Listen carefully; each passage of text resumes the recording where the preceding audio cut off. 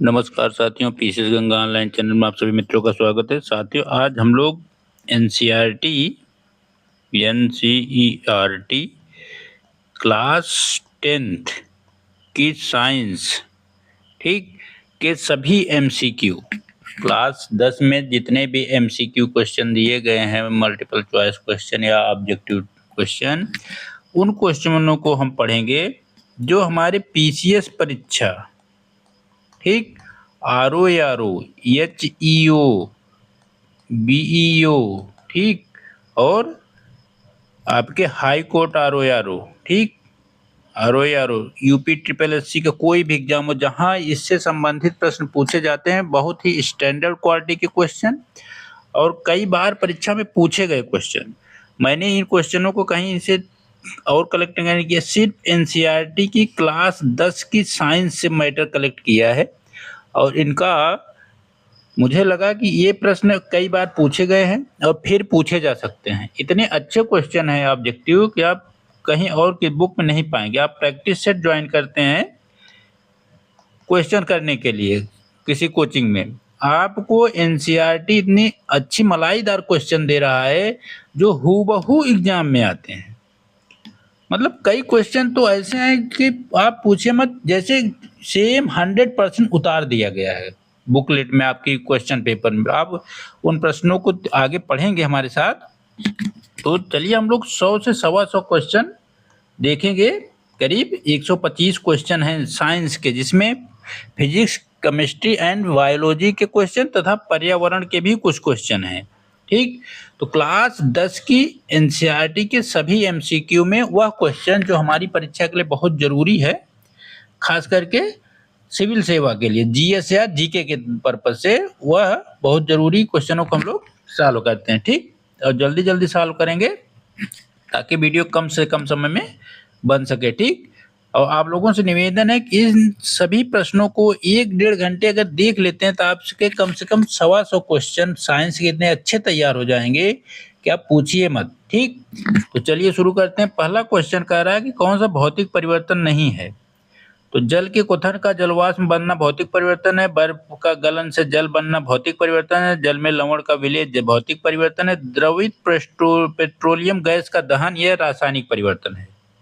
क्या है? यह रासायनिक परिवर्तन है ठीक। तो याद रखिएगा इसको, यह रासायनिक परिवर्तन है। चलिए दूसरा प्रश्न देखते हैं। निम्नलिखित में से कौन ऊष्माक्षेपी अभिक्रिया है? ऊष्माक्षेपी प्रक्रम है, तो इसका उत्तर ए होगा। बिना बुझे चूने के साथ जल की अभिक्रिया और एक अम्ल का तनुकरण ठीक, इसका उत्तर ए होगा। ऊष्माक्षेपी में क्या होता है? ऊष्माशोषी में मैंने वीडियो बना दिया है और इसको अच्छे से पढ़ा था। आप लोग कमेंट में बताइए ऊष्माक्षेपी अभिक्रिया क्या होती है, ऊष्माशोषी अभिक्रिया क्या होती है, कमेंट में बताइए ठीक। दूसरा प्रश्न देखते हैं। सूर्य के प्रकाश की उपस्थिति में सिल्वर क्लोराइड के उद्भासन पर वह स्लेटी क्यों हो जाता है? सूर्य के प्रकाश की उपस्थिति में सिल्वर क्लोराइड के उद्भासन से वह स्लेटी क्यों हो जाता है? इसका उत्तर होगा ए, केवल एक सिल्वर क्लोराइड के अपघटन से सिल्वर बनने में ठीक। इसका उत्तर सिल्वर क्लोराइड के अपघटन पर सिल्वर बनने में ठीक। दूसरा क्वेश्चन है, जल का विद्युत अपघटन एक अपघटन अभिक्रिया है। जल के विद्युत अपघटन से मुक्त हुए हाइड्रोजन और ऑक्सीजन गैस का मोलर अनुपात क्या है? तो इसका मोलर अनुपात होता है कितना?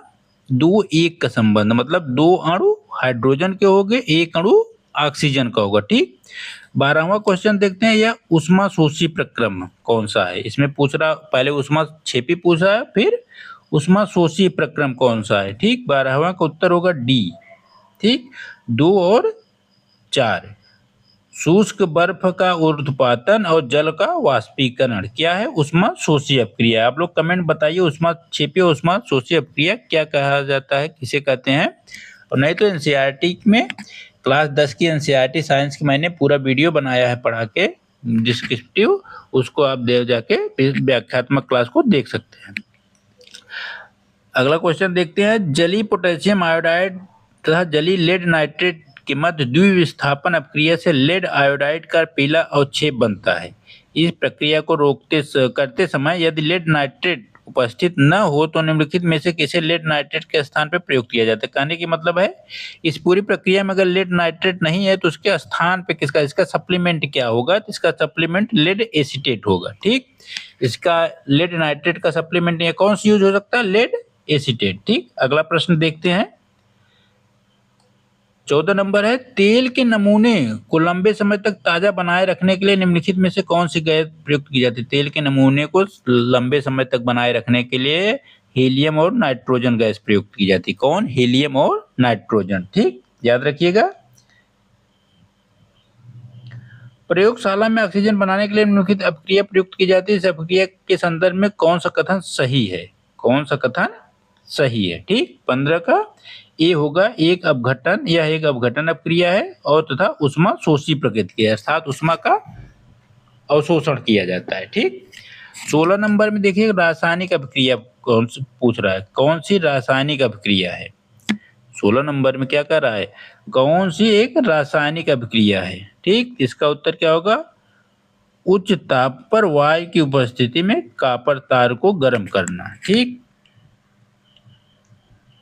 यह रासायनिक अपक्रिया का उदाहरण है। ठीक, आगे देखते हैं दूसरे चैप्टर के कुछ क्वेश्चन है। क्या होता है जब एक परख नली में अम्ल का विलयन एक क्षार के विलयन के साथ मिलाया जाता है। क्या होगा जब एक अम्ल के विलयन को क्षार के विलयन के साथ मिलाया जाए, तो इसका उत्तर होगा 1 और 4। विलयन का ताप बढ़ता है, विलयन लवण का निर्माण होता है। क्या होगा, विलयन का तापमान बढ़ जाएगा और लवण का निर्माण होगा। ठीक, एक जली विलयन लाल लिटमस विलयन को नीला कर देता है। एक जली विलयन है जो लाल लिटमस को विलयन में नीला कर देता है। निम्नलिखित में से किसके विलयन को अधिक में मिलाए जाने पर यह परिवर्तन व्युत्क्रमित होता है। तो याद रखिएगा, अगर इसका मैंने एक फार्मूला बताया है जब क्लास बताई थी, तो उसमें इसका उत्तर होगा हाइड्रोक्लोरिक अम्ल HCl। ठीक, देखिए एक फार्मूला होता है, अम्ल जो होता है, कोई भी अम्ल होगा नीले को लाल कर देता है, तो इसका एक फार्मूला होता है अनिल।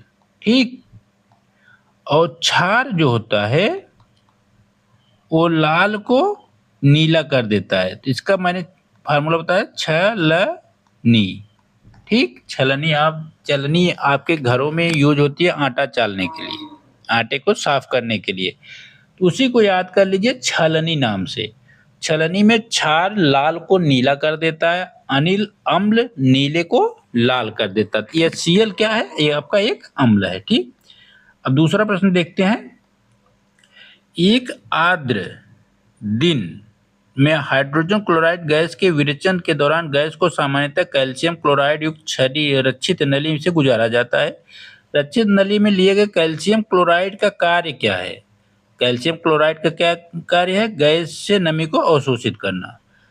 गैस से नमी को अवशोषित करना इसका मुख्य कार्य है। ठीक, कौन सा लवण क्रिस्टलीकरण जल नहीं रखता है, कौन सा लवण क्रिस्टलीकरण जल नहीं रखता है, तो बेकिंग सोडा। ठीक, क्या होगा, इसका उत्तर होगा बेकिंग सोडा। ठीक, सोडियम कार्बोनेट क्षारकीय लवण है क्योंकि यह लवण है क्या। सोडियम कार्बोनेट क्षारकीय लवण है क्योंकि यह क्या है, क्योंकि यह क्या है, तो इसका होगा दुर्बल अम्ल है और प्रबल क्षारक है। क्या है, दुर्बल अम्ल है, प्रबल क्षारक है। दांत का इनेमल पार्ट जो होता है, दांत का क्या होता है, इनेमल पार्ट आपके वह में कैल्शियम फास्फेट होता है। तो इसकी प्रकृति क्या होती है, कैल्शियम फास्फेट की, कैल्शियम फास्फेट की प्रकृति क्षारीय होती है, क्षारकीय होती है या क्षारीय होती है। ठीक, आपके दांत में जो इनेमल का निर्माण होता है कैल्शियम फास्फेट उसमें पाया जाता है, उसकी प्रकृति क्षारीय होती है। ठीक, मृदा के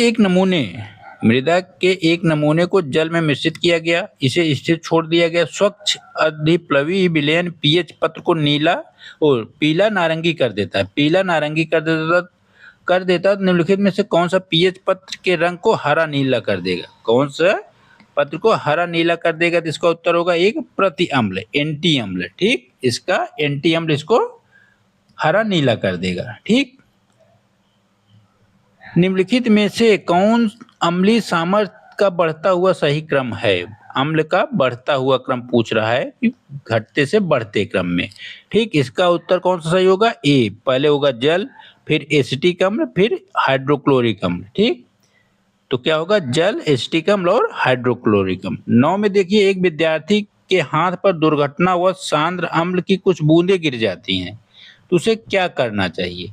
तो इसका उत्तर होगा बी, हाथ को जल से अधिक मात्रा में धोएं और सोडियम हाइड्रोजन कार्बोनेट का पेस्ट लगाएं। क्या करें? सोडियम हाइड्रोजन कार्बोनेट का पेस्ट लगाएं। ठीक, याद रखिएगा, सोडियम हाइड्रोजन कार्बोनेट को जब एसिटिक अम्ल मिलाते हैं तो एक गैस निकलती है। तो मुक्त गैस के संदर्भ में कौन सा कथन सत्य है? इसके संदर्भ में 1, 2, 3 सही है। यह चूने के पानी को दुधिया कर देता है, जलती हुई तीली को बुझा देता है, सोडियम हाइड्रोक्साइड के विलयन में घुल जाता है। ठीक, इसका क्या उत्तर होगा? 1, 2, 3। सामान्यतः लवण रसोई में उपयोग किए जाने के अतिरिक्त किसके निर्माण में कच्चे माल के रूप में प्रयुक्त किया जाता है? ठीक, 11 को हो जाएगा सी, 1 और 3, धावन सोडा और बेकिंग सोडा। क्या होगा? धावन सोडा और बेकिंग सोडा। ठीक, 12 का क्या होगा? बेकिंग पाउडर एक अवयव सोडियम हाइड्रोजन कार्बोनेट है, इसका अन्य अवयव क्या है? इसका अन्य अवयव क्या होता है? तो 12 का हो जाएगा बी, टार्टरिक अम्ल। बेकिंग पाउडर का एक अवयव सोडियम हाइड्रोजन कार्बोनेट है, तो दूसरा क्या है? टार्टरिक अम्ल। टार्टरिक अम्ल ठीक किस में पाया जाता है? आपको कमेंट में बताना है। ठीक, टार्टरिक अम्ल किस खाद्य पदार्थ में पाया जाता है, इसको आप लोगों को कमेंट में बताना है। दांतों के क्षय या दंत क्षय रोकने के लिए हमें नियमित रूप से दांतों को ब्रश करने की सलाह दी जाती है। सामान्यतः काम किए जाने वाले टूथपेस्ट की प्रकृति क्या होती है? अम्लीय, उदासीन, क्षारीय या संक्षारक? तो इसकी प्रकृति क्या होती है? क्षारीय होती है। जो हम पेस्ट करते हैं सुबह, कोलगेट या पेप्सोडेंट या सेंसोडाइन, जो भी हो, डाबर रेड पेस्ट, इसकी क्या प्रकृति होती है? क्षारीय होती है। ठीक है, याद रखिएगा, आपके पेस्ट की प्रकृति क्या होती है? क्षारीय। एक अम्ल और एक क्षारक के जली विलयन में कौन सा कथन सत्य है? ठीक, कौन सा कथन सत्य है? तो इसका 2 और 4 होगा। ठीक, पीएच जितनी उच्च होगी अम्ल उतना दुर्बल होगा, पीएच जितनी कम होगी क्षारक उतना दुर्बल होगा। ठीक, याद रखिएगा। पाचन के दौरान जठर रस का पीएच क्या होता है? बहुत बार पूछा गया है। तो क्या होता है? ए, 7 से कम होता है। 7 से कम होता है पाचक के दौरान जठर रस का पीएच। ठीक, जठर रस का पीएच 7 से कम होता है। 16, जब अम्ल की कुछ मात्रा को जल में मिलाया जाता है तो निम्नलिखित में से कौन सी परिघटना होती है? तो इसकी प्रकृति बी होती है। बी मतलब 1 और 3, आयनीकरण और तनुता। आयनीकरण और तनुता की क्रिया होती है। ठीक, अगर हम 17 को देखें, 17 प्रश्न में कि दृष्टि दोष युक्त विद्यार्थी, जिसको आंखों में कोई दोष है, विद्यार्थी को निम्नलिखित में से किस अम्ल क्षारक सूचक के रूप में प्रयुक्त किया जाता है? तो 17 को हो जाएगा सी, वैनिला, संत या एसेंस। ठीक, एसेंस। ठीक, वैनिला, संत। 18 में क्या होगा? निम्नलिखित में से कौन सा तनु अम्ल के साथ उपचार पर कार्बन डाइऑक्साइड नहीं देगा? तो 18 का हो जाएगा डी, चूना। ठीक, कौन सा पदार्थ तनु अम्ल के साथ उपचार पर कार्बन डाइऑक्साइड नहीं देता? तो चूना। निम्नलिखित में से कौन सा अम्लीय प्रकृति का है? तो अम्लीय प्रकृति का कौन सा हो जाएगा आपका? अम्लीय प्रकृति का आपका नींबू का रस। नींबू का रस किस प्रकृति का होता है? अम्लीय प्रकृति का होता है। ठीक, नींबू का रस याद रखिएगा, नींबू का रस अम्लीय प्रकृति का होता है। मानव रक्त क्षारीय प्रकृति का होता है, हल्का क्षारीय होता है लेकिन प्रकृति क्षारीय होती है। ठीक, तो याद रखिएगा, मानव रक्त क्षारीय प्रकृति का होता है। 21, गोल्ड को घोलने में, सोने को घोलने में निम्नलिखित किसका प्रयोग किया जाता है? कई बार पूछा गया, कम से कम हजारों बार। रेलवे में तो पेटेंट क्वेश्चन है, रेलवे के वनडे एग्जाम में पेटेंट क्वेश्चन है, ठीक। 21 का क्या उत्तर होगा? D, aqua regia. पीसीएस में भी आप देखेंगे करीब 4-5 बार पूछा गया है। गोल्ड को घोलने में क्या प्रयोग किया जाता है? एक्वारेजिया। अगला क्वेश्चन देखते हैं। 22 निम्नलिखित में से कौन सा एक खनिज अम्ल नहीं है? कौन सा एक खनिज अम्ल नहीं है? तो 22 का हो जाएगा बी, साइट्रिक अम्ल या सिट्रिक अम्ल या साइट्रिक अम्ल, ठीक। कौन सा एक क्षारक नहीं है? 23 में हो जाएगा डी, C2H5OH, यह क्षारक नहीं है, ठीक। निम्नलिखित में से कौन कथन सत्य नहीं है? कौन सा कथन सत्य नहीं है? तो 24 में हो जाएगा बी, प्रत्येक धातु ऑक्साइड जल से अपक्रिया कर लवण और अम्ल देता है। क्या? प्रत्येक धातु ऑक्साइड से ऑक्साइड जल से अपक्रिया करके लवण और अम्ल देता है। याद रखिएगा। 25 मिलान करिए इसका। 25 में मिलान करने पे इसका उत्तर क्या होगा? ब्लीचिंग पाउडर, बेकिंग सोडा, धावन सोडा, सोडियम कार्बोनेट को सोडियम क्लोराइड। तो इसका उत्तर हो जाएगा 25 का सी, ठीक। 1 का 3 होगा। ब्लीचिंग पाउडर विरंजक के रूप में प्रयोग किया जाता है, ठीक। 2 का होगा बेकिंग सोडा प्रति अम्ल के रूप में। धावन सोडा कांच के विरेचन में प्रयोग किया जाता है और सोडियम क्लोराइड H2 और Cl2 के उत्पादन में प्रयुक्त किया जाता है, ठीक। अब देखिए अम्लों की जो प्रकृति होती है, कथन सत्य है। अम्लों की प्रकृति मैंने बताया था भी आपको, ठीक। तो 28 का हो जाएगा सी, खट्टे होते हैं इनका स्वाद। अम्लों का स्वाद क्या होता है? खट्टा। और ये नीले को लाल कर देते हैं। क्या अम्ल है? मैंने बताया अनिल, सॉरी, अनील। अम्ल नीले को लाल कर देगा, ठीक। यही कह रहा है, नीले को लाल कर देगा। खट्टी प्रकृति का होता है अम्ल, ठीक। इसका मिलान करिए 21 का। तो लैक्टिक अम्ल कहाँ पाया जाता है आपका? लैक्टिक अम्ल आपका पाया जाता है दही। दूध को दही जमाने में लैक्टिक अम्ल का प्रयोग किया जाता है। एसिटिक अम्ल होता है सिरके में। साइट्रिक अम्ल होता है नींबू में। और ऑक्जेलिक अम्ल होता है टमाटर में, ठीक। याद रखिएगा, कई बार मिलान करने के लिए प्रेसियस में प्रश्न ये पूछा गया है। धातु धातु में देखेंगे तो पहला प्रश्न है, धातुएं निम्नलिखित में से कौन सा गुणधर्म नहीं दर्शाती? धातुएं कौन सा गुणधर्म नहीं देगा? तो विद्युतहीनता। धातुएं विद्युतीहीनता, सॉरी विद्युत नहीं, द्युतिहीनता का गुण नहीं दर्शाती हैं। धातुओं के पतले तार में खींचे जाने के गुण को क्या कहते हैं? तन्यता कहते हैं। 2 का ए होगा। तन्यता का गुण पाया जाता है जब एक धातु है उसे पतले तार में खींचा जाता है जब, ठीक। तो उसकी प्रकृति को तन्यता कहते हैं। 3 में क्या है? खाना पकाते समय बर्तन में एल्युमिनियम काम में आता है।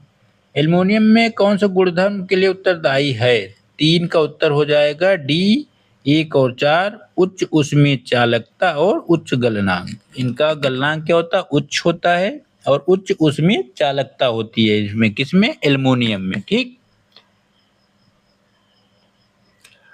निम्नलिखित में से कौन सी धातु ठंडे और गर्म में कोई क्रिया नहीं करती? ठंडे और गर्म के साथ कोई क्रिया नहीं करती, ऐसी कौन सी धातु है? तो 4 का हो जाएगा डी, Fe, ठीक। Fe।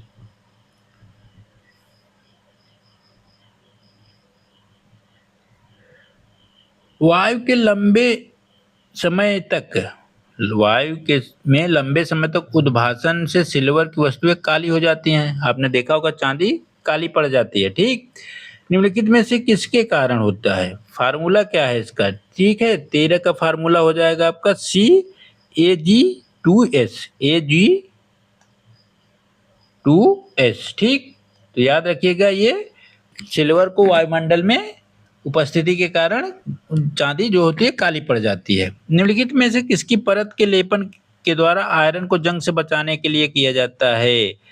जंग से बचाने के लिए गैल्वेनीकरण एक विधि है। किसके लिए? 14 का क्या हो जाएगा? 14 का सी, जिंक का प्रयोग किया जाता है। किसकी परत होती है? जिंक की। आयरन को जंग से बचाने के लिए, ठीक। लोहे को जंग से बचाने के लिए। हमारे जीवन में स्टेनलेस स्टील का प्रयोग किया जाता है। स्टेनलेस स्टील आयरन को निम्नलिखित में से किसके साथ मिश्रित किया जाता है? तो 15 का हो जाएगा ए, निकिल और क्रोमियम। निकिल और क्रोमियम। ठीक, ये स्टीलनेस स्टील में मिश्रित पदार्थ हैं। ठीक, अब देखिए आगे पढ़ते हैं 15-16। यदि कापर को खुला छोड़ दिया जाए, यदि कापर को खुला छोड़ दिया जाए तो यह चमकीली सतह चमकीली भूरी सतह खो देता है, हरे रंग की परत इन पे चढ़ जाती है। इसका निर्माण किसके कारण होता है? 16 हो जाएगा आपका बी, CuCO3, CuCO3।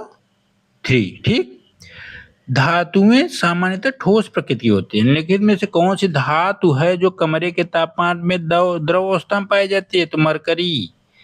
17 का क्या होगा? DHG। ठीक है, याद रखिएगा 17 का डी होगा HG, इसका फार्मूला होता है मरकरी का या पारा। ये क्या है? कमरे के तापमान में द्रव अवस्था में पाई जाने वाली धातु है। धातुएं सभी ठोस होती हैं लगभग। ठीक, सभी धातुएं लगभग ठोस होती हैं। सिर्फ एक अकेली ऐसी अपवाद धातु है पारा मरकरी या HG जो कमरे के तापमान पे द्रव अवस्था में पाई जाती है। तो याद रखिएगा, पारा का नाम हजारों बार पूछा जाने वाला क्वेश्चन है, दुविधा मत रहिएगा, इस प्रश्न को रट लीजिए। कौन सी धातु है जो कमरे के तापमान में द्रव अवस्था में पाई जाती है? तो HG या मरकरी या पारा। ठीक, 18 देखेंगे तो निम्नलिखित में से कौन सी धातुएं गलित अवस्था में उनके क्लोराइडों से विद्युत अपघटन से प्राप्त होती हैं? ठीक, 18 का होगा क्या? डी, 1 और 2। ठीक, NaCa। निम्नलिखित में सामान्यतः अधातुएं चमकीली नहीं होती, लेकिन कौन सी अधातु है जो चमकीली है? सामान्यतः अधातुएं जितनी होती हैं वो चमकीली नहीं होती। ठीक, लेकिन एक अपवाद है कि कौन सी अधातु है जो चमकीली है। तो 19 का क्या हो जाएगा? 19 हो जाएगा आपका डी, आयोडीन। आयोडीन एक अधातु है और यह चमकीली है। ठीक, याद रखिएगा, मिश्र धातु है, मिश्रातु या मिश्र धातु। ठीक, मिश्रातु या मिश्र धातु कौन सी है? 22 का उत्तर क्या हो जाएगा? 22 का उत्तर सी है, एक समांगी मिश्रण। धातुएं एक समान मात्रा में मिला के बनाई जाती हैं तो समांगी मिश्रण है। एक विद्युत अपघटनी सेल क्या है? विद्युत अपघटनी सेल आपका बी होगा, 3 और 4, धनावेशित एनोड, ऋण आवेशित कैथोड होता है। ठीक, एक विद्युत अपघटनी सेल में जो एनोड होता है वो धन आवेश को डिनोट करता है और जो कैथोड होता है वह ऋण आवेश को डिनोट करता है। याद रखिएगा, तो एनोड धनात्मक है और कैथोड ऋणात्मक है। ठीक, जिंक के विद्युत परिष्करण के दौरान यह कैथोड को निक्षेपित करती है। ठीक, एक तत्व ए मुलायम है, उसे चाकू से काटा जा सकता है। यह वायु के प्रति अत्यधिक क्रियाशील है, वायु में खुला नहीं रखा जा सकता। यह जल के साथ प्रचंड अपक्रिया करता है।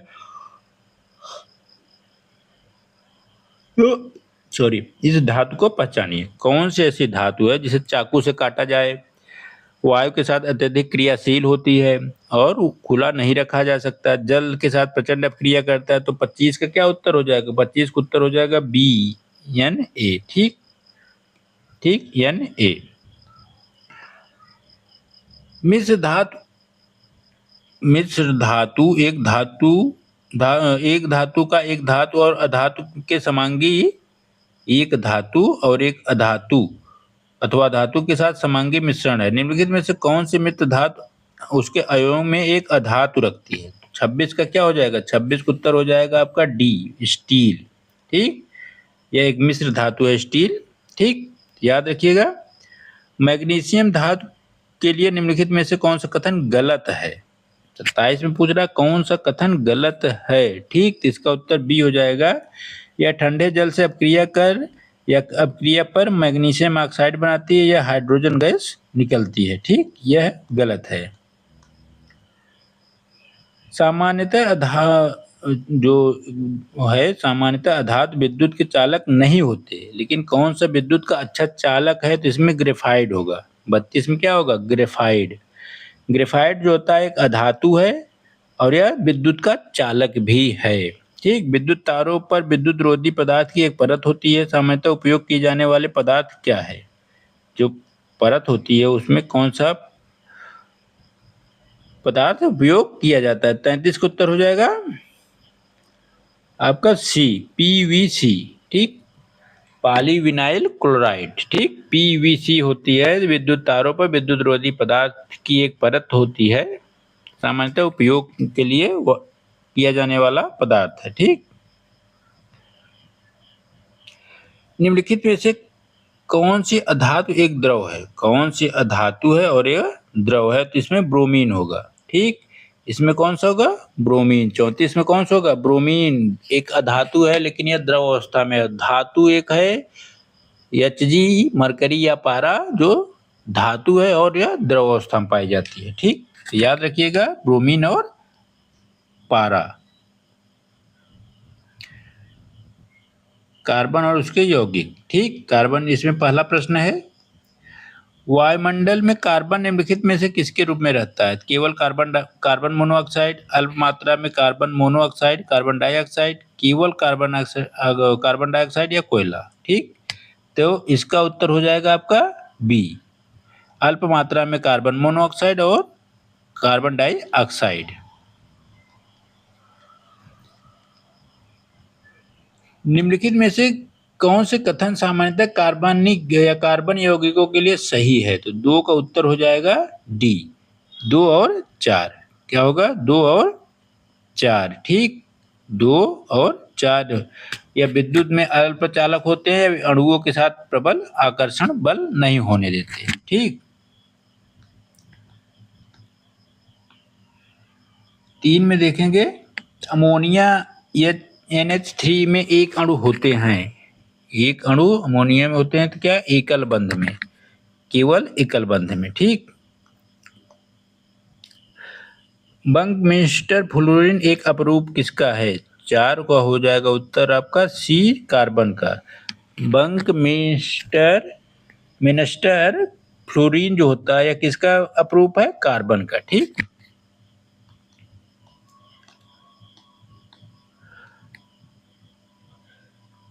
साबुन के अणु में क्या होता है? साबुन के अणु में क्या होता है? ठीक, तो साबुन के अणु जो होते हैं जल रागी शीर्ष और जल विरागी पूंछ। ठीक, जल रागी शीर्ष और जल विरागी पूंछ में होते हैं। ठीक, सिरका 1 बिलियन है, सिरका 19 1 बिलियन है। सी, जल में 5% जल होना चाहिए बिलियन में और 8% एसिटिक अम्ल। ठीक, 5% क्या होना चाहिए? जल में और 5 से 8%, सॉरी, इसका मतलब होता है कि जल में 5 से 8% एसिटिक अम्ल मिलाया जा सकता है। ठीक, तो याद रखिएगा 19। प्रश्न 1 देखेंगे, किस तत्व का अष्टक नियम लागू होता है? किस तत्व तक अष्टक नियम लागू पाया जाता है? तो इसका उत्तर हो जाएगा एक का बी, कैल्शियम। ठीक, कैल्शियम में अष्टक नियम नहीं पाया जाता। मेंडलीफ आवर्त सारणी के अनुसार निम्नलिखित आवर्त सारणी में किस क्रम में व्यवस्थित होंगे? तो तत्व जो व्यवस्थित हैं किसके आधार पर है? तो मेंडलीफ की आवर्त सारणी के अनुसार 2 का सी होगा, परमाणु भार के बढ़ते क्रम में। क्या होगा? परमाणु भार के बढ़ते क्रम में। ठीक,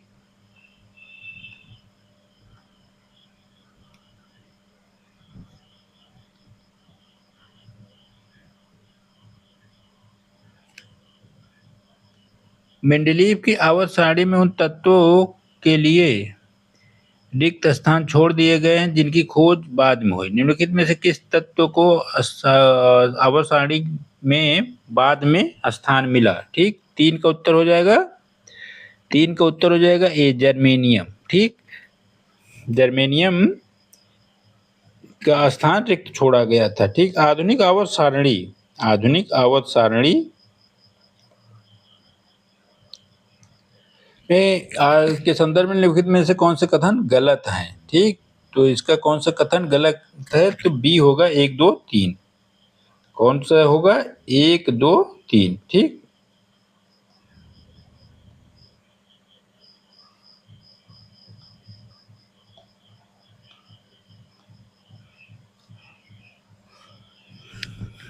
सोलह का देखेंगे तो इसका उत्तर होगा डी। अब समस्थानिक में क्या होता है? 2 और 4 के गुण पाए जाते हैं। 2 और 4 क्या है?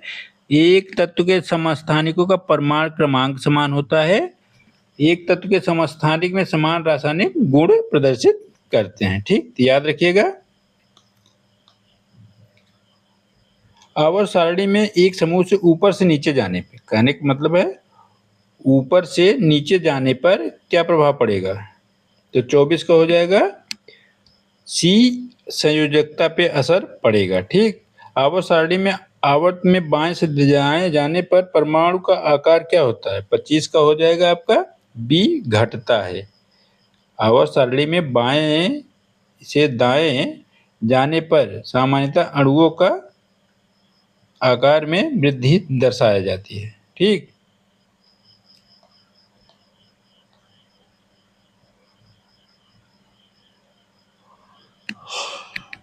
निम्नलिखित में से कौन सा एक कथन स्वपोषी के लिए सही नहीं है? स्वपोषी जीव जो होते हैं उनके लिए कौन सा एक सही नहीं है? ठीक, 6 का 1 का सी होगा। वे कार्बन डाइऑक्साइड और जल को सूर्य के प्रकाश की अनुपस्थिति में कार्बोहाइड्रेटों में बदल देते हैं या आहार श्रृंखला में पृथक पोषी स्तर बनाते हैं। निम्नलिखित में से कौन से किस वर्ग के जीव खाद्य पदार्थों को शरीर से बाहर ही पचाकर उसका अवशोषण कर लेना चाहिए? ठीक,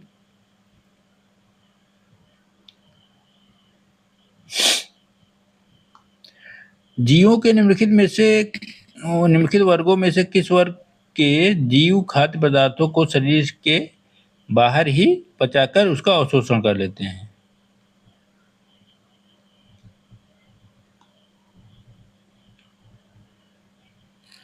तो इस तरह से देखेंगे सही है। 3 का क्या हो जाएगा? 3 का हो जाएगा आपका ए, विषम पोषी प्राणी अपने भोजन का संश्लेषण स्वयं नहीं करते। ठीक,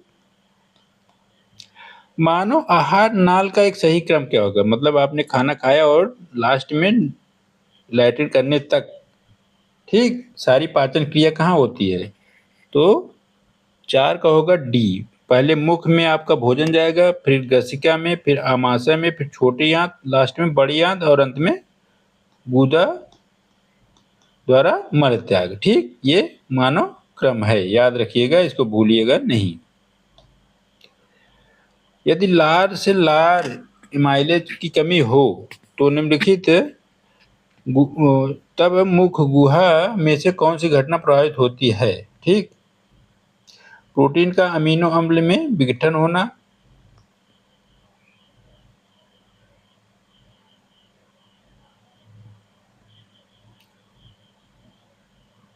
5 का उत्तर हो जाएगा आपका बी।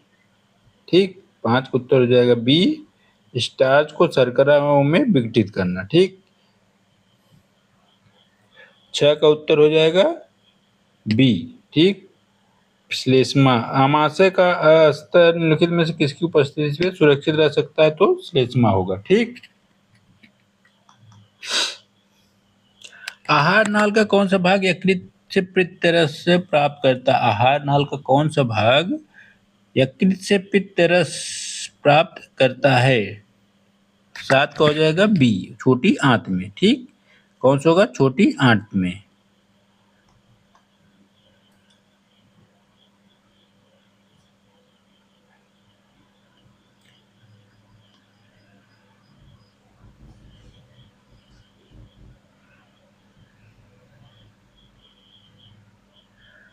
आयोडीन घोल की कुछ बूंदें चावल के पानी में डाली गई, चावल का पानी का नीले काले रंग का हो गया, इसमें पता चलता है कि चावल में नमी। तो 8 का उत्तर हो जाएगा डी। ठीक, स्टार्च होता है, इसमें स्टार्च पाया जाता है। ठीक, आहार नाल के किस भाग में भोजन अंतिम रूप से पचता है? ठीक, तो 9 का हो जाएगा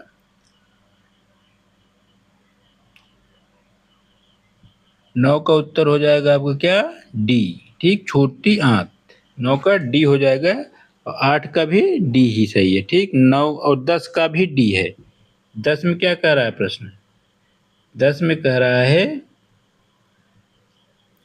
अग्नाशय रस का कार्य निम्नलिखित में से क्या है। अग्नाशय रस ट्रिप्सिन को प्रोटीन में पचा देता है, लाइपेज को पाइसीभूत वसाओं में। ठीक, तो याद रखिएगा अग्नाशय रस का कार्य क्या है।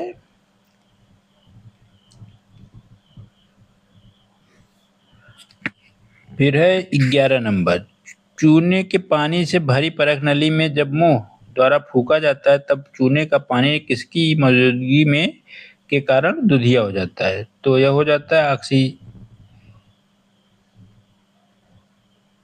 ऑक्सीजन, कार्बन डाइऑक्साइड, नाइट्रोजन और जलवाष्प। ठीक, तो 11 का उत्तर सही हो जाएगा आपका क्या, 11 का होगा बी, कार्बन डाइऑक्साइड। ठीक, कार्बन डाइऑक्साइड।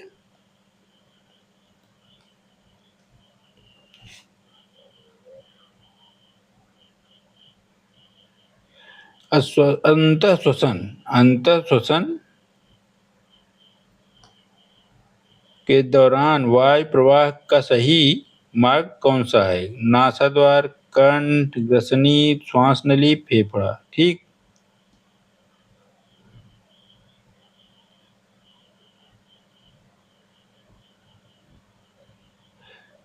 श्वसन के दौरान निम्नलिखित गैसों का विनिमय कहाँ से होता है। 16 का क्या हो जाएगा, 16 किसमें,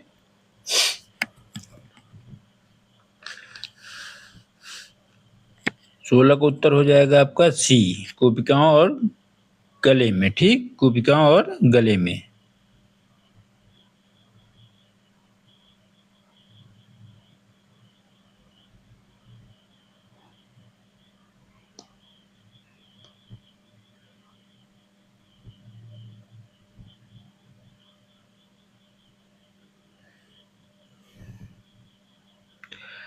एक का देखेंगे अगर, नियंत्रण और समन्वय, 7 का उत्तर देखेंगे तो एक का होगा ए, ग्राही अंगों के संदर्भ में निम्नलिखित में से कौन सा कथन सही है। तो रसग्राही अंग स्वाद का पता लगाने और घ्राण ग्राही अंग गंध का। ठीक, दोनों के अपने अपने कार्य हैं। 7, 2 का सी होगा, कोशिका द्रव्य पहले होता है। ठीक, कौन होता है, कोशिका द्रव्य। और डेंड्राइट कोशिका का एक्सॉन और एक्सन छोर, एक्सॉन और एक्सन छोर। ठीक, तो क्रम याद रखिएगा। सिनेप्स पर रासायनिक संकेत का तात्पर्य या संप्रेषण क्या है। तो 3 का हो जाएगा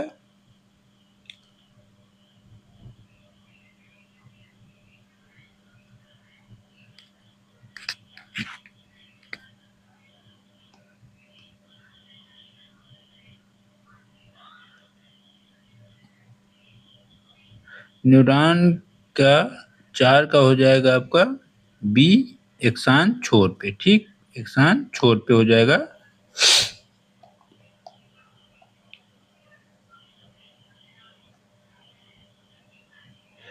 निम्नलिखित में से कौन सा कथन सही है। पर्यावरण में किसी वस्तु के प्रति अनुक्रिया के लिए अचानक होने वाली क्रिया प्रतिवर्ती क्रिया कहलाती है।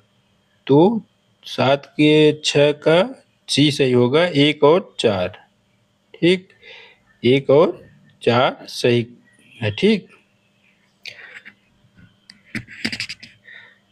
फिर मस्तिष्क के बारे में कौन सा कथन सही है। तो 7 का हो जाएगा सी। ठीक, इसका होगा 2 और 3। सुनने, सूंघने, स्मरण शक्ति, देखने आदि के क्रय केंद्र अग्र मस्तिष्क में होते हैं। ठीक, और 4 या अनुमस्तिष्क शरीर का भंगिमा संतुलन का नियंत्रण करता है।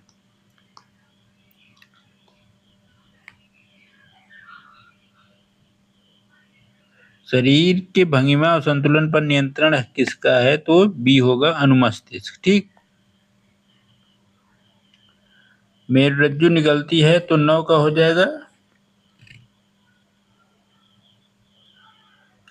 9 का होगा बी। ठीक, मेडुला ऑब्लांगेटा जिसे कहा जाता है। ठीक, इसे याद रखिएगा, मेडुला ऑब्लांगेटा या मेडुला। ठीक, 9 का बी और 10 का डी होगा, प्रभोह का प्रकाश की तरफ से वृद्धि करना क्या कहलाता है? प्रवाह का प्रकाश की तरफ वृद्धि क्या कहलाता है? तो 10 का सही उत्तर होगा डी, प्रकाशो अनुवर्तन या प्रकाशो न्यूनावर्तन। ठीक,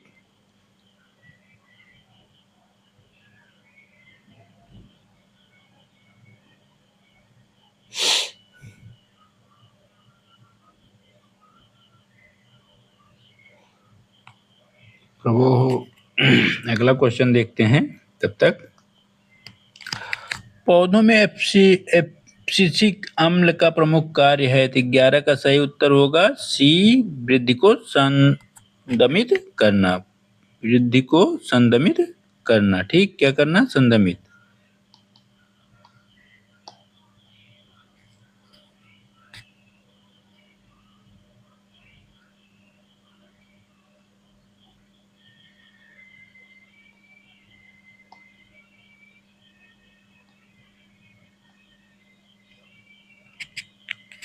निम्नलिखित में से कौन सही नहीं है? तो 12 का हो जाएगा डी, एब्सिसिक अम्ल। ठीक, आयोडीन किस हार्मोन के प्रकाश संश्लेषण के लिए आवश्यक है? तो प्रकाश संश्लेषण के लिए 13 का बी सही है, बी गलत है, थायरॉक्सिन। ठीक, थायरॉक्सिन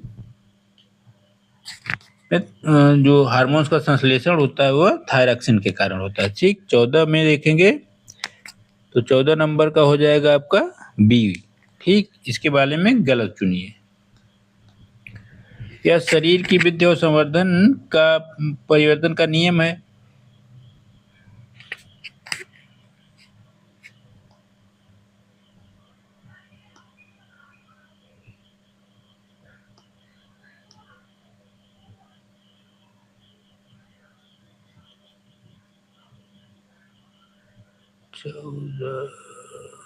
बी, इसका उत्तर होगा बी, यह शरीर की वृद्धि और उसके परिवर्धन पर मदद करता है। क्या? इंसुलिन। ठीक, 15 को हो जाएगा ए, एड्रिनलिन पीयूष ग्रंथ। द्वार कोशिकाओं की आकृति किसके कारण परिवर्तन में बदल जाती हैं? तो 16 को हो जाएगा सी। ठीक, कोशिकाओं में जल की मात्रा अधिक होने पर। ठीक, मटर के पौधे में प्रतान की वृद्धि किसके लिए आवश्यक है? ठीक, 17 का सी सही होगा, प्रताप की अभिव्यक्ति। मटर के पौधों के प्रतान की वृद्धि किसके कारण होती है? तो 17 क्या हो जाएगा? सी, प्रतान के उन कोशिकाओं में तीव्र विभाजन के कारण जो अविलंब से दूर हट जाती हैं। ठीक,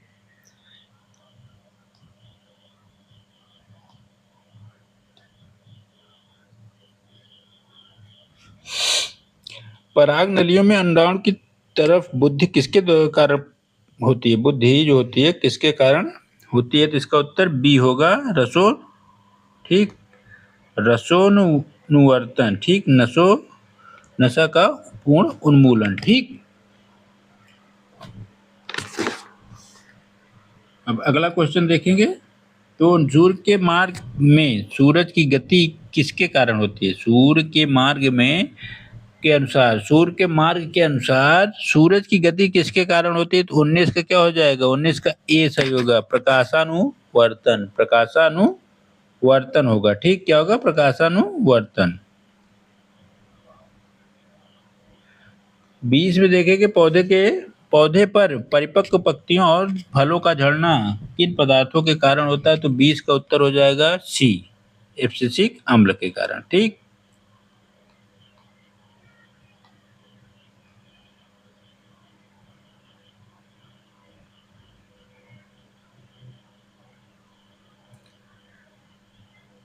ये तो मान लीजिए आपके लिए इम्पोर्टेंट नहीं है, टेक्निकल वालों के लिए सही है। ये पूछा गया है, कई बार पूछा गया है कि शरीर की अनैच्छिक क्रियाओं का नियंत्रण कौन करता है? शरीर की अनैच्छिक क्रियाओं का नियंत्रण सी अर्थात पश्चिम मस्तिष्क के मेडुला में करते हैं। ठीक,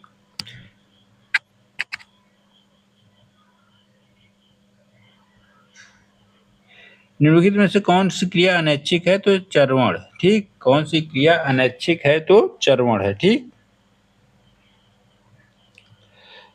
जब किसी व्यक्ति को सर्दी जुकाम हो रहा है तो उसे क्या नहीं करना चाहिए? ठीक, 24 का उत्तर हो जाएगा आपका बी, इत्र और अगरबत्ती किस गंध में विशेष? इत्र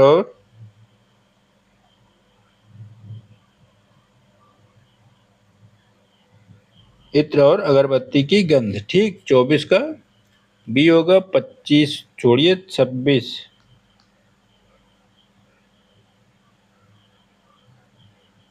थायरॉक्सिन के बारे में लिखित में से कौन सा कथन सही नहीं है? तो इसका सही उत्तर हो जाएगा ए। ठीक, इसका सही उत्तर क्या होगा? ए। बौनेपन का कारण क्या है? तो 27 का होगा बी। वृद्ध हार्मोन्स के स्राव में कमी हो जाती है, तो व्यक्ति या बच्चे बौनेपन का शिकार हो जाते हैं। ठीक, 28 का क्या तात्पर्य है? 28 तारीख का तात्पर्य है कि यौनारंभ से शरीर संबंधित शरीर के लक्षणों में किसी महत्वपूर्ण प्रमुख व्यक्तित्व परिवर्तन किसके श्रवण के कारण होती है? ठीक, तो 28 का हो जाएगा आपका सी।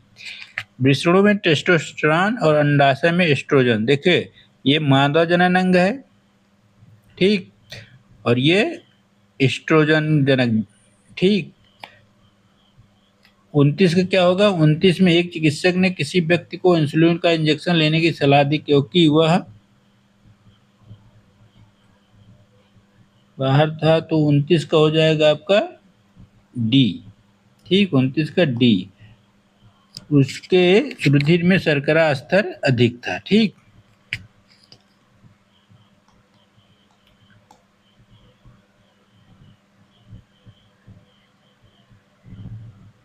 पुरुष में जनन क्षमता वृद्धि करने वाला हार्मोन्स क्या होता है? पुरुषों में ऐसी कौन सी क्षमता होती है जो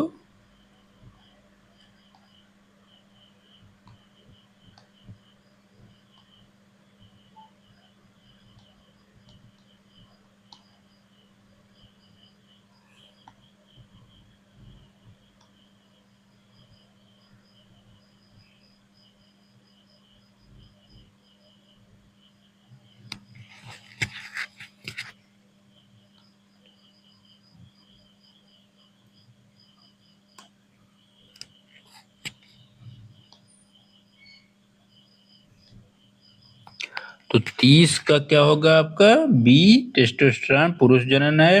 महिलाओं में क्या होता है?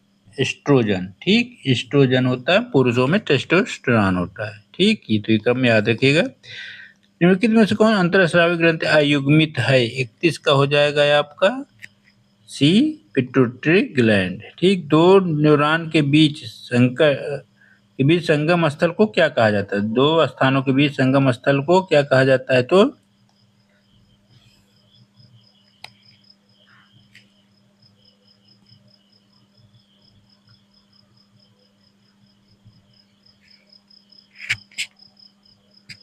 दो न्यूरॉनों के बीच संगम स्थल को क्या कहा जाता है? तो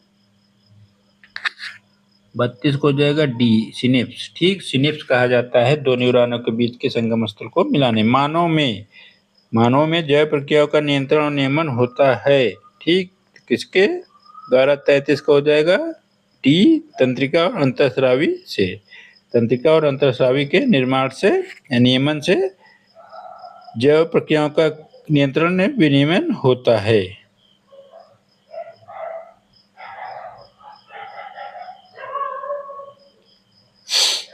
अलैंगिक बीज से कौन कौन से बनते हैं? देखिए, 1 का तो हो जाएगा आपका 8 का 1 का बी होगा। ठीक, 1, 3 और 4। ठीक, पुरुष और नर मादा युग्मक को उत्पन्न करने वाले भाग को क्या कहा जाता है? तो इसका उत्तर हो जाएगा सी, परागकण और अंडाशय। ठीक,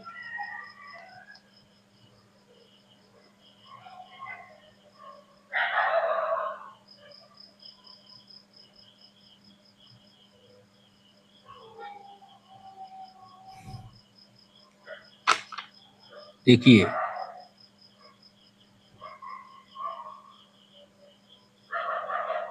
पांच का देखेंगे, जननों में संतति से संप्रेषित होने वाला लक्षण किसमें विद्यमान होता है? तो इसका 5 का उत्तर डी हो जाएगा, जीन में उपस्थित होता है। किसमें उपस्थित होता है? जीन में। जनकों से संतति में संप्रेषित होने वाला लक्षण क्या करते हैं? तो 6 का सी सही होगा, जनकों के साथ अभिक्रियाएं विविधतापूर्ण होनी चाहिए। ठीक,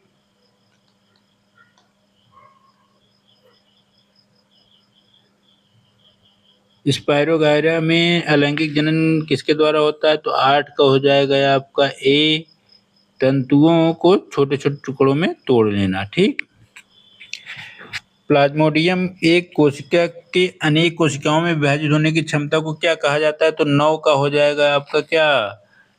डी, 9 का डी, बहुविभाजन कहा जाएगा। इसे क्या कहा जाएगा? बहुविभाजन। ठीक, पुष्पी पौधों में जनन अवस्थाओं का सही क्रम क्या है? तो पुष्पी पौधे के जनन अवस्थाओं का सही क्रम होता है ए युग्मज होगा, युग्मनज होगा, भ्रूण होगा, नवोन्भेद होगा। ठीक,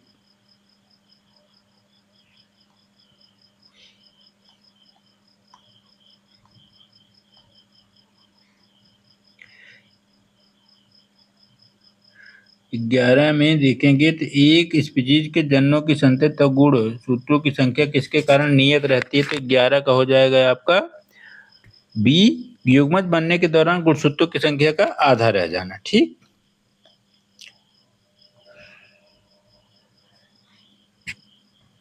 ये प्रश्न बहुत जरूरी नहीं है। फिर राइजोपस के बारे में याद रखिएगा। राइजोपस बी उसका होगा हाइफे, काई प्रवर्धन 13 का बी। ठीक, तने, जड़ा और पत्तियां। ठीक,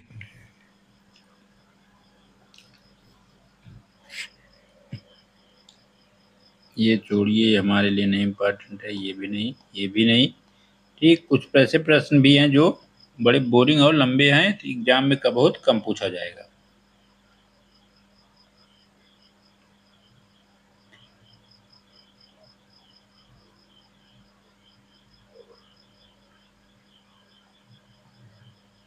अध्याय 9 के आनुवंशिकता के संदर्भ में अध्ययन करेंगे। आनुवंशिक पदार्थ का विनिमय कब होता है? तो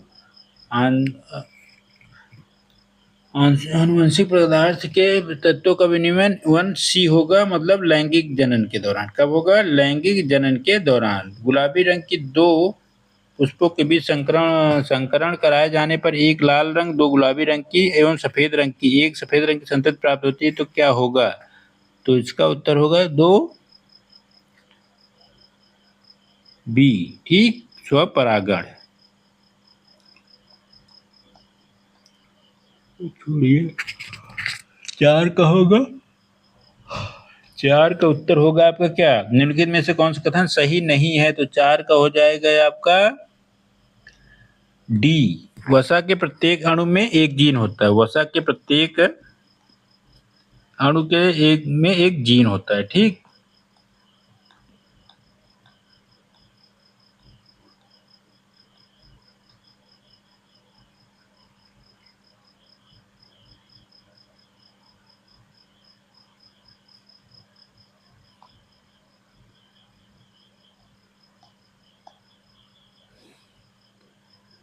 किसी जीव के विशेषक का प्रभाव किससे पड़ता है? तो 16 का उत्तर होगा आपका क्या होगा? 16 का उत्तर हो जाएगा आपका सी, मातृ और पैतृक निर्माण में डीएनए की भूमिका। किसी जीव के जनन की जीव के विषयक पर विविधता का प्रभाव पड़ता है तो मातृक और पैतृक दोनों में डीएनए की भूमिका। ठीक,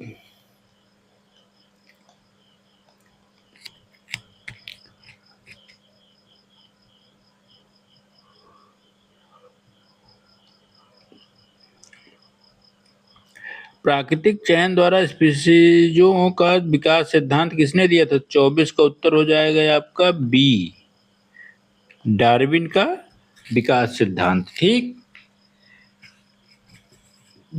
कुछ वर्षों में या कुछ बातों में देखते हैं कि डायनासोर में पैर मौजूद थे किंतु वे उड़ नहीं सकते थे।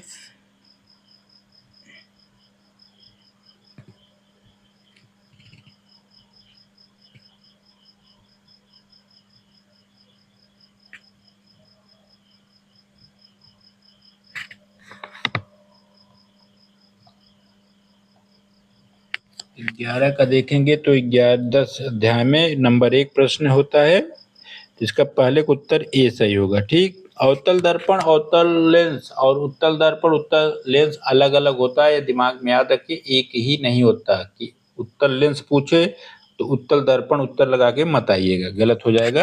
ठीक, एक का सही क्या होगा, एक का ए सही है, अवतल दर्पण और उत्तल लेंस। ठीक, दूसरे का उत्तर होगा 10 mm लंबी कोई सुई किसी अवतल दर्पण के सामने ऊर्ध्वाधर रखी जाती है, ये सुई का 5 mm लंबा प्रतिबिंब दर्पण में दिखाई देता है 30 सेंटीमीटर दूरी पर। तो फोकस दूरी क्या होगी, ठीक, 2 का फोकस दूरी हो जाएगी माइनस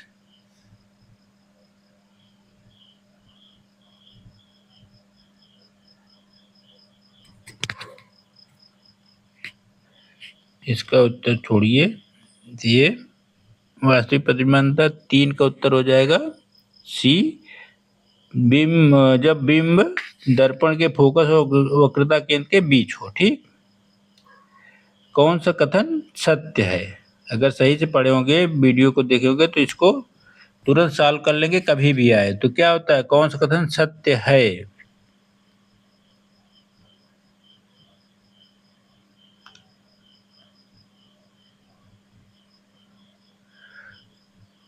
.25 मीटर फोकस दूरी के उत्तर लेंस की क्षमता -4 डायोप्टर होती है। ठीक, क्या होती है, -4 डायोप्टर।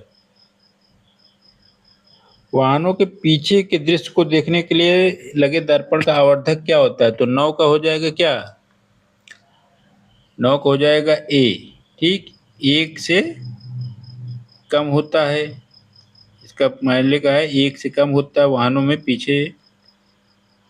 मत फिर किसी अवतल दर्पण पर आपतित सूर्य की किरणें दर्पण के सामने 15 मीटर की दूरी पर अपसारित होती हैं। इस दर्पण के सामने किसी बिंब को खास रखें, इसका समान साइज प्रतिबिंब है। ठीक,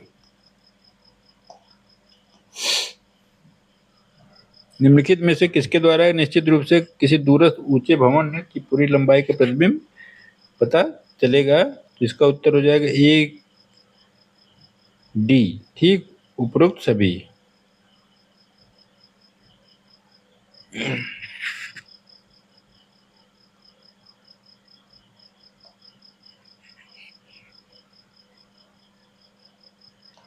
परावर्तन के नियम पर लागू होता है क्या, 13 का हो जाएगा डी, परावर्तन की वक्रता केंद्र पर। परावर्तन का नियम क्या कहता है, 13 का हो जाएगा डी, सभी दर्पणों पर चाहे उसकी आकृति कैसी भी हो, ठीक, परावर्तन के नियम लागू होंगे।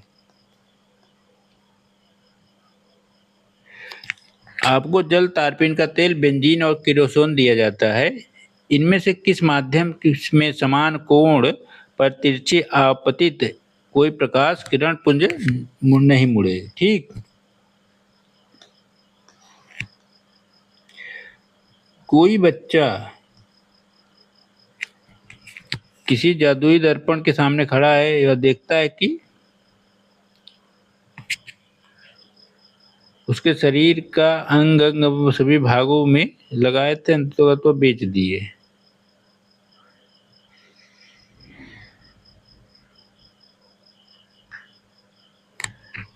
तो 18 का हो जाएगा, 18 का हो जाएगा सी, अवतल, समतल और उत्तल। निम्नलिखित में से किसके द्वारा अनंत पर अस्थायी किसी बिंब का प्रतिबिंब बन गया होगा,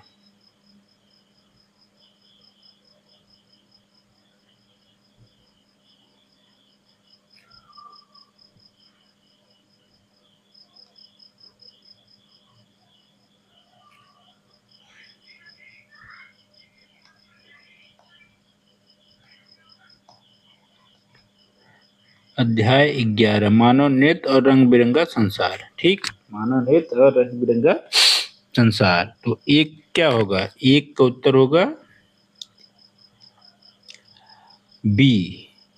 ठीक, प्लस 50.50 डायोप्टर होगा। ठीक,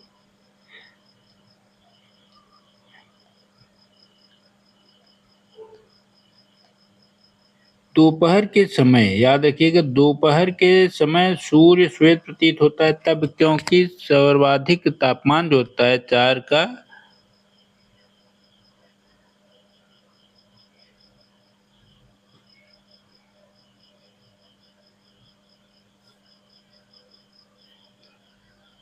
रुक जाइए, 4 दोपहर के समय सूर्य प्रतीत होता है, तो 4 का उत्तर हो जाएगा 11 का 4 ए। ठीक। सूर्य प्रकाश का न्यूनतम प्रकीर्णन होता है। इंद्रधनुष बनने की क्रिया क्या होती है, तो 5 का हो जाएगा आपका सी, अपवर्तन, निक्षेपण, विक्षेपण और आंतरिक परावर्तन। ठीक।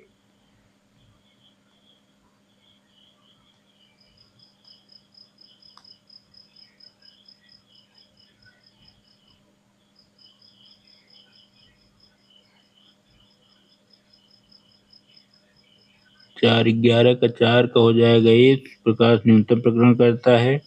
इंद्रधनुष बनने में क्या होता है, तो आपको बता दिए हैं। इंद्रधनुष बनने में हो जाएगा सी, अपवर्तन, विक्षेपण और आंतरिक परावर्तन। क्या होगा इंद्रधनुष बनने के लिए। ठीक। तारों का टिमटिमाना किसका किया है, तारों का टिमटिमाने के कारण 6 का क्या हो जाएगा, 6 का बी, वायुमंडलीय में परिवर्तित अपवर्तनांक के विभिन्न परतों पर द्वारा प्रकाश का अपवर्तन। ठीक।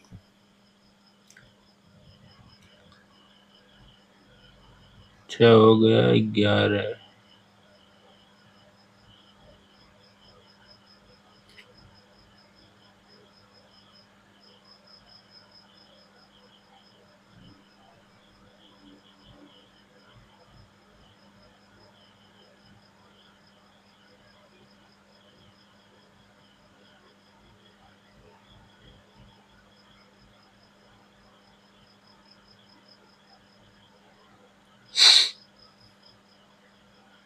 तारे का टिमटिमाना आपको पता है। 6, तारे का टिमटिमाना क्या होता है, बी, वायुमंडल में परिवर्ती अपवर्तनांक के विभिन्न परतों द्वारा प्रकाश का अपवर्तन होता है। ये याद रखिएगा, अपवर्तन की क्रिया से तारे टिमटिमाते हैं आकाश में। ठीक। 7वां नंबर, स्वच्छ आकाश नीला प्रतीत होता है। स्वच्छ आकाश नीला प्रतीत होता है, क्यों, तो वायुमंडल द्वारा अन्य सभी वर्णों के प्रकाश की तुलना में बैंगनी और नीला प्रकाश अधिक प्रकीर्णित होता है।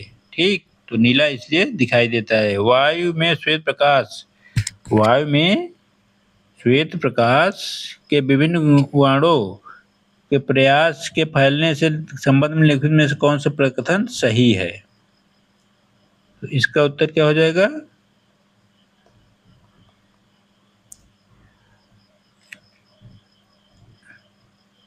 सी, श्वेत प्रकाश में सभी वर्ण समान चाल से गमन करते हैं। ऊंचे भवनों में शीर्ष पर लगे खतरे के संकेत लाल वर्ण के होते हैं। इनसे दूरी से आसानी से देखा जा सकता है, क्योंकि अन्य वर्णों की अपेक्षा में लाल वर्ण क्या होगा, तो इसका होगा सी, धुएं और कोहरे द्वारा सर्वाधिक अवशोषित, धुएं और कोहरे द्वारा सर्वाधिक अवशोषित। ठीक।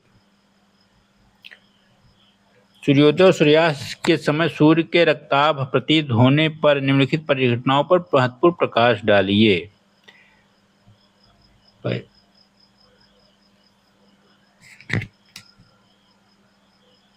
इसका उत्तर हो जाएगा 10 का उत्तर बी होगा, प्रकाश का प्रकीर्णन। ठीक। गहरे समुद्र में जल का नीला दिखाई देने वाला जल का रंग क्या होता है, 11 का क्या होगा, 11 का सी होगा, प्रकाश का प्रकीर्णन। ठीक।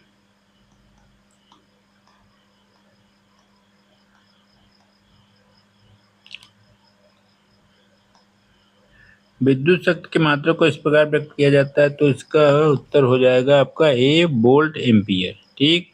Volt ampere. ठीक। फिजिक्स का क्वेश्चन है, बहुत बार पूछा गया था। किसी दिए गए धातु के तार को वैद्युत प्रतिरोधकता किस पे निर्भर करती है, तो 3 का हो जाएगा आपका तीसरे का डी, केवल पदार्थ की प्रकृति। 4 छोड़िए इसको, 9 वोल्टता को निरूपित करता है, तो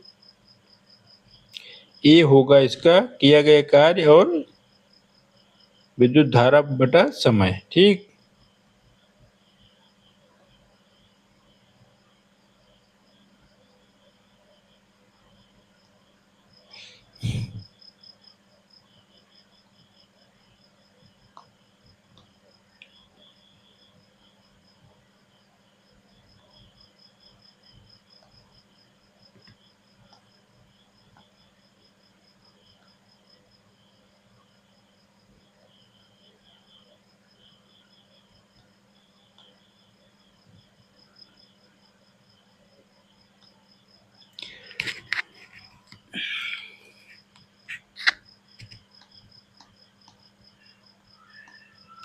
13 का देखेंगे तो पहले में कह रहा है कि विद्युत चुम्बकीय क्षेत्र के संबंध में लिखित में से कथन असत्य कथन को चयन करिए। तो इसका हो जाएगा सी, यदि चुम्बकीय क्षेत्र से रेखाएं समांतर और समदूरस्थ हो तो वे शून्य क्षेत्र को निरूपित करती हैं। यह कथन गलत है। ठीक। 11 में एसी जनित्र को डीसी जनित्र में परिवर्तन करने की क्रिया को विभक्त वलय दिक् परिवर्तन का उपयोग किया जाता है। घरेलू साथियों को लघु पठन अथवा यावती भाषण से बचाने के लिए निम्नलिखित की प्रयोग किए जाने वाले सर्वाधिक महत्वपूर्ण सुरक्षा उपाय क्या है? तो 12 क्या सही होगा? तो इसका होगा बी, फ्यूज का उपयोग। क्या होगा? फ्यूज का उपयोग। ठीक। 14 में कौन सा ऊर्जा का अनवीकरणीय स्रोत है जिसका नवीकरण नहीं हो सकता?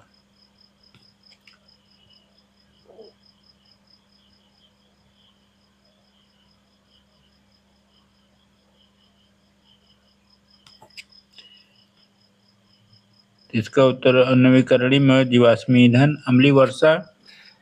2 बी होगा। तो अम्लीय वर्षा, जीवाश्मी ईंधन के जलने से वायुमंडल में कार्बन मोनो, नाइट्रोजन और सल्फर के ऑक्साइड मुक्त होते हैं। ठीक। तापीय विद्युत संयंत्र में उपयोग किया जाने वाला ईंधन क्या है? तो तापीय विद्युत संयंत्र में मुख्य ईंधन क्या है? तो वह यूरेनियम होगा या जीवाश्मी ईंधन भी हो सकता है। ठीक। 3 का हो जाएगा डी, जीवाश्मी ईंधन। ठीक। जीवाश्मी ईंधन में यूरेनियम में आ जाएगा। जल विद्युत संयंत्र कैसे होता है? जल विद्युत संयंत्र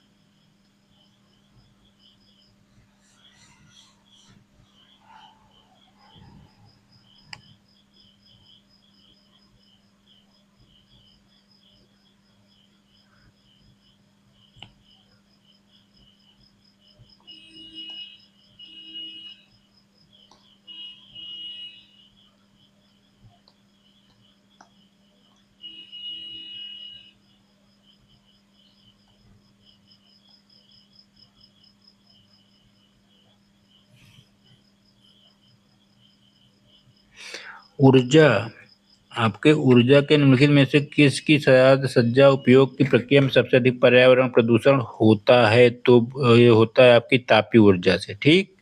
6 का क्या होगा? सी, बी होगा। 6 का बी। ठीक। तो ये तापीय ऊर्जा से प्रदूषण सर्वाधिक होता है। महासागरीय तापीय ऊर्जा का कारण क्या है? विभिन्न तरंगों में संचित ऊर्जा। ठीक। विभिन्न तरंगों में संचित ऊर्जा।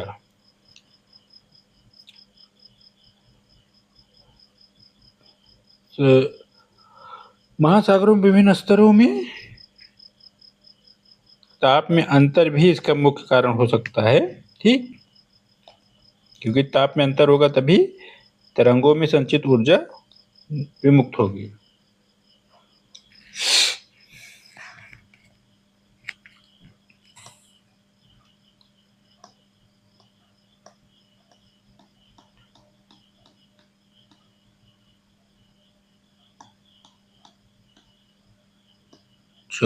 एक का सी जीवाश्मी ईंधन होगा।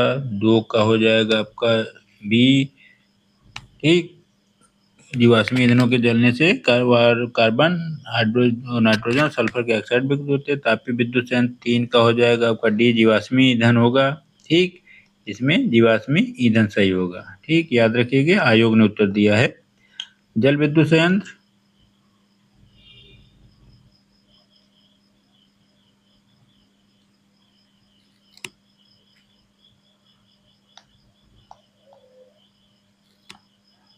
ऊर्जा का अंतिम स्रोत तो सूर्य है। ठीक। बहुत सरल क्वेश्चन है, याद रखिएगा इसको। ऊर्जा के निम्नलिखित रूपों में से किसकी साज सज्जा और उपयोग में सबसे कम पर्यावरण प्रदूषण होता है? तो सौर ऊर्जा। ठीक। इसमें कौन सा होगा? सौर ऊर्जा।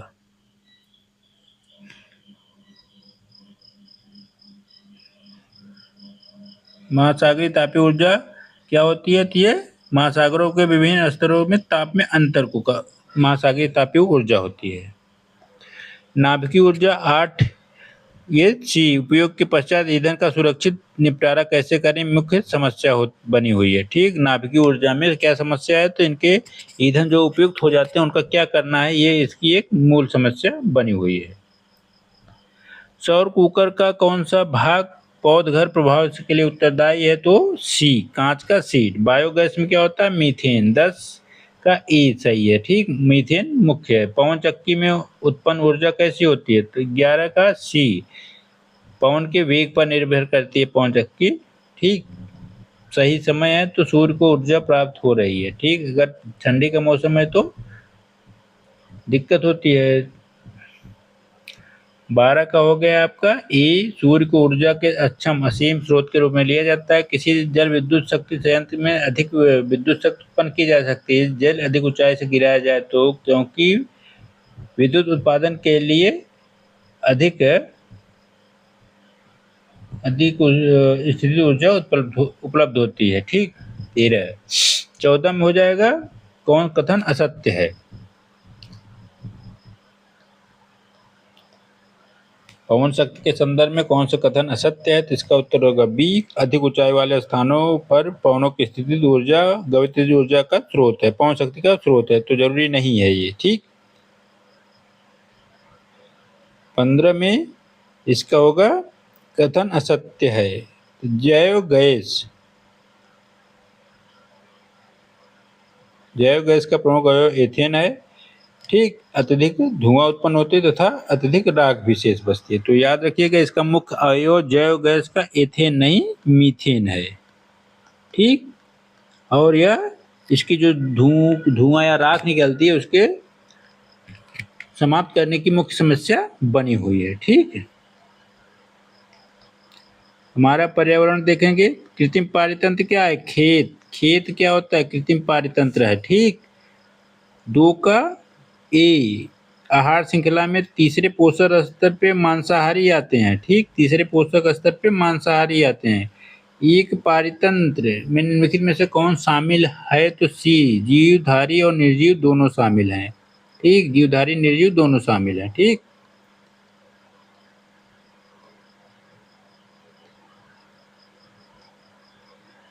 किसी आहार श्रृंखला में गैर जैव निम्नीकरण प्रेरकनाशियों का प्रत्येक उच्चतम पोषीय स्तर पर बढ़ते हुई मात्रा में एकत्रित होते जाना क्या कहलाता है, तो इसका 5 का हो जाएगा आपका सी जैव आवर्धन। ठीक, क्या कहा जाएगा, जैव आवर्धन। ठीक,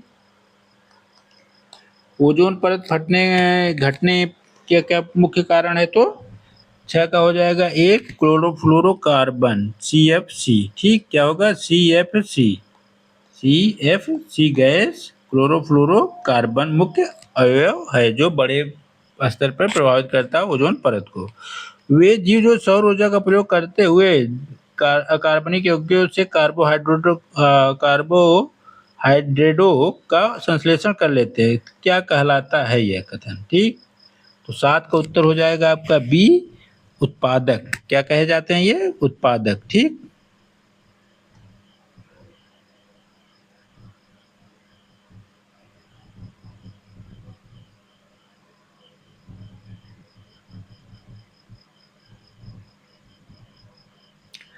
एक पारितंत्र में पोषी स्तर के अगले पोषी स्तर में आसानी 10% का नियम ये लिंडमान ने दिया था। याद रखिएगा 10% का ऊर्जा का नियम जो है लिंडमान ने दिया था, यह रासायनिक ऊर्जा की क्रिया से संदर्भित है। ठीक, तो 10% का नियम दिया था कि एक स्तर से मान लीजिए यहाँ का ऊर्जा स्रोत 100 है, अगले स्तर पे 10% जाएगा, फिर उसके अगले स्तर पे इसको 100 मानेंगे तो इसको 10 मानना पड़ेगा। ठीक, ये क्रम होता है ऊर्जा का। ठीक, किसी उच्चतर पोषी स्तर के जीव को निम्नतर पोषी स्तर के अंतर्गत आने वाले प्रत्येक अनेक प्रकार के जीवों के साथ अपना भरण पोषण प्राप्त करते हैं तो क्या बनाते हैं। 9 का क्या हो जाएगा, 9 का ए हो जाएगा आहार जाल। एक पारितंत्र पे ऊर्जा का प्रवाह क्या होता है, ऊर्जा का प्रवाह एक दिशी होता है। ठीक, याद रखिएगा ऊर्जा का प्रवाह क्या होता है, 10 का ए। ठीक,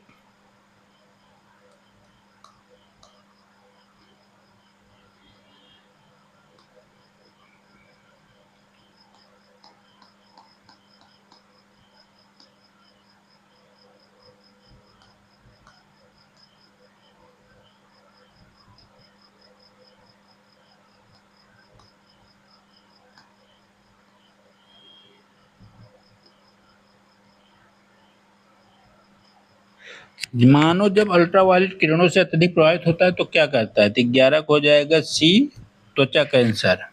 एक तो होता है और प्रतिरक्षा तंत्र को क्षति पहुंचती है, तो ये तीनों दो हो जाएंगे।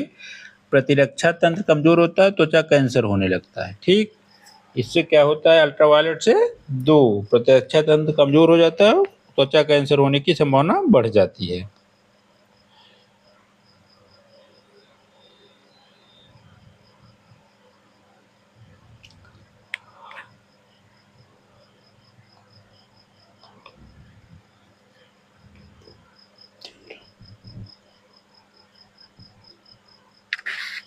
किसी आहार श्रृंखला में पोषक स्तरों की संख्या को निम्नलिखित में से किससे सीमित किया जाता है? तो उच्चतर पोषक स्तरों पर ऊर्जा की कमी द्वारा। ठीक, 14 का हो जाएगा आपका बी, हरे पौधे अपना भोजन कार्बनिक यौगिकों की सहायता से प्राप्त करते हैं। हरे पौधे कैसे प्राप्त करते हैं? स्वयं अपना कार्बनिक यौगिकों के रूप में प्राप्त करते हैं।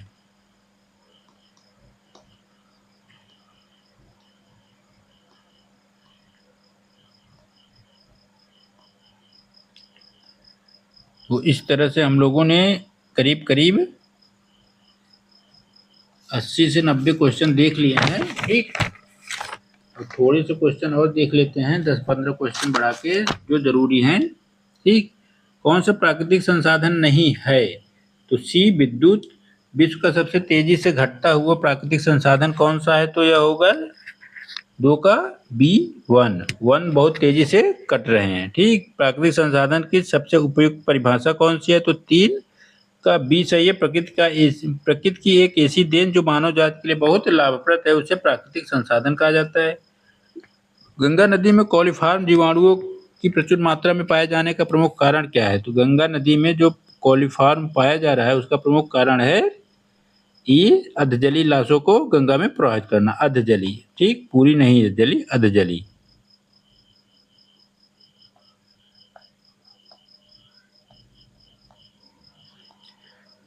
ठीक, तो याद रखिएगा, इससे संबंधित कभी प्रश्न आए तो आप दुविधा में मत रहिएगा, इसको आराम से देख सकते हैं। चलिए, फिर अगले वीडियो में आप लोगों से मिलेंगे, तब तक के लिए नमस्कार। 24 का हो जाएगा बी, 2 और 3। 24 को हो जाएगा 2 और 3। ठीक, तो प्लीज़ चैनल को सब्सक्राइब कर लीजिए। आपको कहीं भी कोई समस्या आ रही है तैयारी करने में 26 पीसीएस को टारगेट करके, तो आप निसंदेह कमेंट करिए, हम उसका पूरा उत्तर समाधान करने का प्रयास करेंगे। जय हिंद साथियों।